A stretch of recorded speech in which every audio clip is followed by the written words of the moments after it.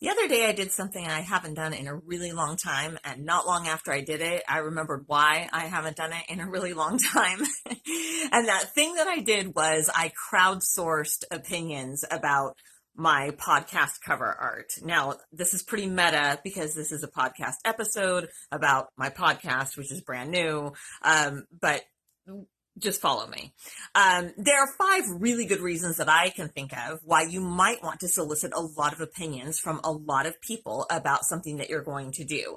But for each of those very good reasons, I can think of at least 5 reasons why maybe you don't want to do that.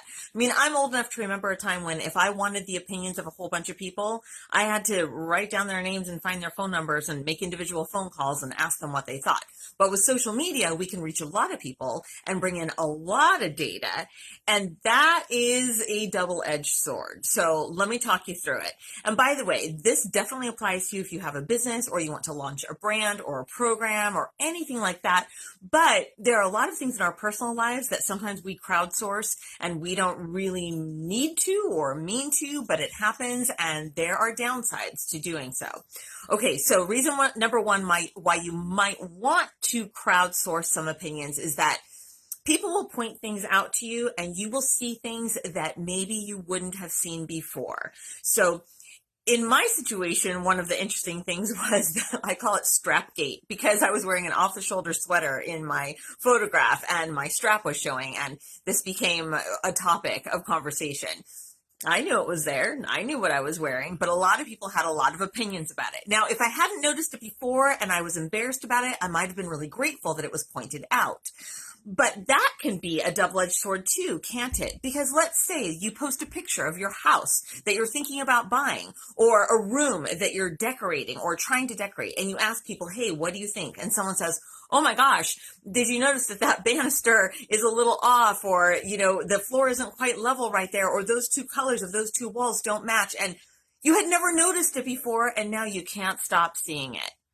That's kind of a downside. People will point things out to you, and in certain situations, you'll be so grateful. Wow, I never thought of that. Maybe you've got a name for a program, and someone says, I don't know, if your target audience is China, maybe you want to change the name, because in Chinese, that actually means, I don't know, dog. And you didn't know that. So there's an upside to getting input and information and data and having people point things out that maybe you wouldn't have seen on your own, and getting someone else's viewpoint, someone else's perspective. But also, just because they notice it doesn't mean you'll notice it. And most importantly, it doesn't mean that your target audience will notice. Now, when we're talking about you buying a house or decorating a room, you are your target audience. Your family is your target audience. If you're talking about launching a brand or a podcast or a business or a program, you need to know who your target audience is. And a lot of the people giving you opinions, they're not the people you're trying to sell to anyway. So you have to weigh out whether their opinion should be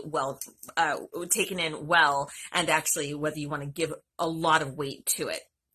Okay, the second reason why you might want to crowdsource for some opinions is that you'll find out what appeals to people and what turns them on and what turns them off. Again, this is great if these people are your target audience, but if they're not your target audience, then who cares what turns them on and what turns them off? I mean, in my case, I put out a picture of, a draft of my podcast cover art, and it's great that people gave me their opinions because I asked for them. So everything that everyone told me was invited, and it was welcome, and it was valid. Everything was valid. However, not everything was equally important, and probably equally important, not all of those people are going to listen to my podcast. They just like me, or they just happened to see my post in their feed. I mean, who knows how Facebook decides who to show what, right? So yeah, you'll find out some things about what people like and what they don't like, but doesn't matter if they're not the people that you're selling to. Maybe not. The third reason why you might want to crowdsource and get some opinions is because you're probably going to get a lot of support. Well, you might get a lot of support. Hopefully you'll get a lot of support. And that is very, very positive, because especially if you're feeling a little uneasy about something, it is so wonderful to have people say, good job, you're going the right direction, keep doing this, get that house, good for you, start that business, whatever. That feels so good. But what if you don't get any support?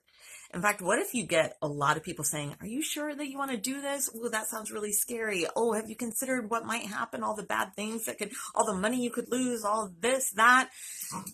So you might get a lot of support, but you might get a lot of naysayers. Again, you have to weigh out how important each person's opinion is. You got to be really careful about that.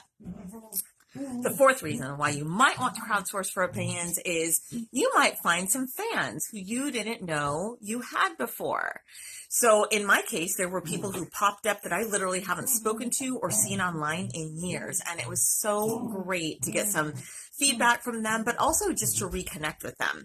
But you also might find out that a lot of the people who are, giving their opinions, they're not your fans. And they're not going to be your fans. They're never going to spend money on the thing you're selling. They're never going to listen to your show or come to your business or recommend you to their friends. So again, what's really the point? Everyone's got an opinion, but not every opinion has equal weight when it comes to your life, your business, your project, your home, your brand, your money, your time, your expense, your effort, right? So again, just be careful. And the fifth reason why you might want to crowdsource for some opinions is because it really might spur you to take action right away. There's a certain kind of interesting energy and momentum from having people interact with you. I mean, for the most part, people are very well-meaning and people really like to help. And if you ask for opinions, people want to give opinions because you've asked for them and they think that they're helping. And this kind of energy and momentum is cool because then you're thinking, yeah, I'm going to keep going. But the other thing that can happen is that you just get too many opinions and you feel stuck. The example that I'll give is I had a couple of cover art examples and a couple of different colors, and for every person who liked the darker color, there was a person who liked the lighter color. And for every person who liked the picture of me, listen to those dogs. For every person who liked the picture of me, there was someone who liked the picture of the stock photo. And so in the end, what I had was a lot of different opinions that sort of canceled each other out. And so while I was able to glean some important information and consider things, look at things through other people's eyes, in the end, it turns out that I did what I wanted to do. And when I was finally ready to do what I wanted to do, I selected 3 people. And I specifically sent my cover art to them and said, hey, before I go live with this, what do you think? That's what I did. And what I have found in my life is that when I have been the most successful with anything, it's because I made most of my decisions about it in a vacuum. I didn't ask for a lot of input. I found, for example, my family and my friends, they might like me a lot. They might care about me a lot, but they don't know anything about the people that I sell my coaching and consulting and strategy services to. They're not those people. They can't identify with those people. So what difference does it make what they think about what I name a project or a product or a program? They're not the people who would buy. They don't even get it. They don't know what I'm talking about. And I'll tell you something else that's equally important is that people who love you, they actually have a lot of fear for you. And what I mean by that is when you say you're going to do something, like you're going to, I don't know, go into a higher education program, you're going to buy a house, you're going to move, you're going to take a risk of some kind, whether in business or your personal life, people who care about you, they're nervous for you. And so sometimes they'll tell you not to do it. They also see you a certain way. They don't know all the things you know about yourself. They might see you in a very limited way. They might think that you're only capable of this much when the truth is you're capable of this much. So what happens when people are careful for you and they're scared for you and they want to protect you? Sometimes they keep you small. So we have to be very careful about who we ask for input. And a lot of times we just need to think about it very carefully ourselves. Pray about it if that's your thing. That's my thing. Take in just a little bit of data and then take action. You can't steer a tank or a cruise ship that isn't moving. It's got to be in motion before you can change direction. So take in some data from people you trust and who understand you and who understand what you're trying to do. And if it's business, who understand your target market and hopefully are your target market. And then take some action, because in the end, what you're going to find out is no matter what you do, there's going to be a whole bunch of people who have an opinion about it. And a lot of the opinions, half of them are going to be negative. That's okay. That has to be okay with you. I remember when I was in my 20s, I used to think, man, when I am 50, I'm going to say what I want and do what I want, and I'm not going to care what anybody thinks. Well, here I am on the other side of 50, still sometimes worrying about what other people think. But if I can't do what I want to do, wear what I want to wear, say what I want to say, name my thing the way I want to name it, if I can't do it now, exactly how many more years am I supposed to wait? And if you're in your 20s, let me tell you how many more years you're supposed to wait.